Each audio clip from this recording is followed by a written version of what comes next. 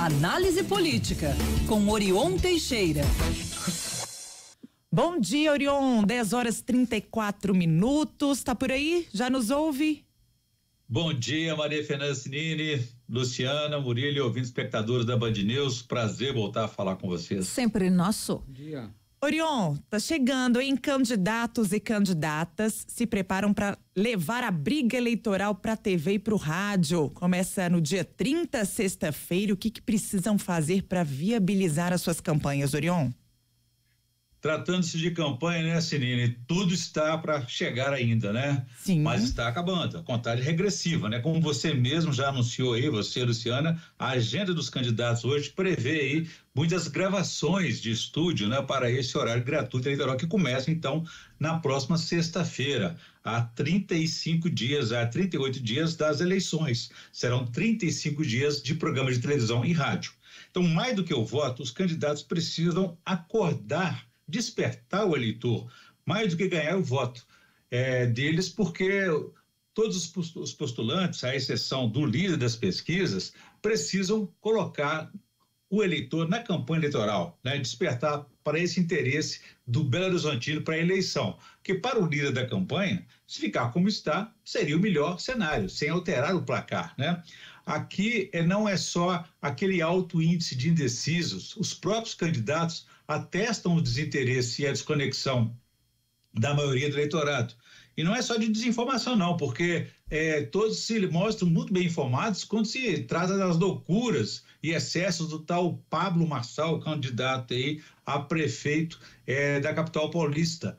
Sabem mais do que os nomes dos próprios candidatos em Belo Horizonte. Então deve ser aí resultado do estilo de comunicação que ele faz aí ao mexer com a estupidez de muita gente. Diante disso, é enorme o desafio dos postulantes de Belo Horizonte. Os primeiros 10 dias de campanha na TV e no rádio serão fundamentais para aquele grupo que está ali embolado na segunda colocação. Quem conseguir se descolar dos rivais com 5 pontos percentuais, por exemplo, ultrapassando aquela margem de erro de 3 pontos percentuais, vai conquistar uma das 2 vagas ao segundo turno.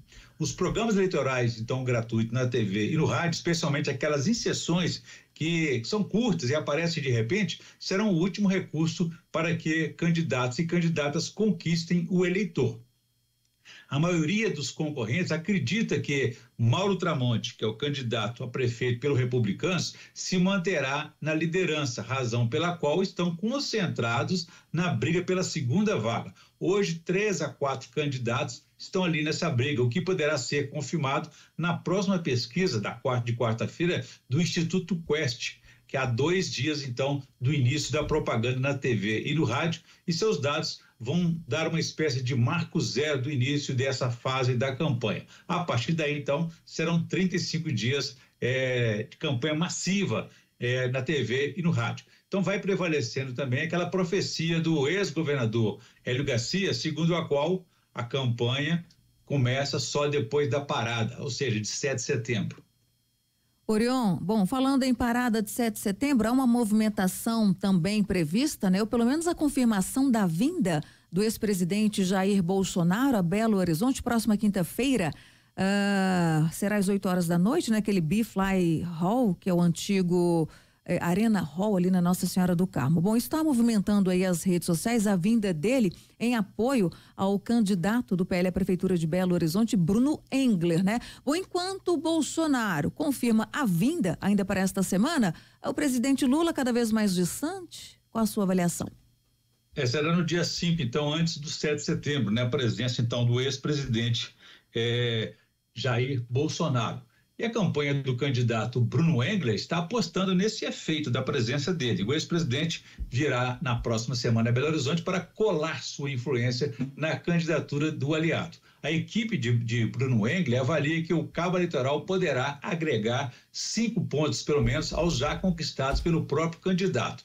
Então, junto dele, Bruno Engler vai reunir a nata da direita bolsonarista e radical, como o deputado Nicolas Ferreira, o senador Cleitinho. A intenção é marcar o eleitorado mais identificado com o conservador e com o bolsonarismo e demarcar o território com o rival Mauro Tramonte, que também tem um apoio de vários setores políticos, mas principalmente apoiado pela Igreja Universal, pelo Partido Novo do governador Romeu Zema, segmentos mais do centro à direita. Ao contrário do ex-presidente, o presidente Lula não tem data marcada, nem dá sinais de que virá em Belo Horizonte para ajudar o candidato de seu partido, Rogério Correia do PT, ou os candidatos de seu campo político. Em vez disso, Lula abraça a campanha paulistana de Boulos, né, para frear o crescimento de Pablo Marçal, que virou aquela ameaça aos primeiros colocados. Lula está deixando para vir no segundo turno aqui em Belo Horizonte. Claro, se algum aliado dele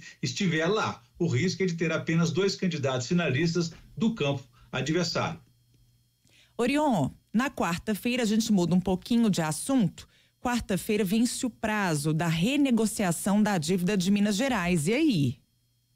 Pois é, Maria Fernanda, a gente está toda semana dando aí uma... É um prazo novo? Uma avaliação desse prazo, dessa contagem regressiva, né? E dia 28, então, é o prazo dado pelo Supremo Tribunal Federal para a renegociação da dívida de Minas. A Câmara dos Deputados poderá votar em regime de urgência hoje ou amanhã, e no mesmo ritmo o presidente Lula poderá sancionar o projeto de renegociação da dívida apresentado pelo senador Rodrigo Pacheco.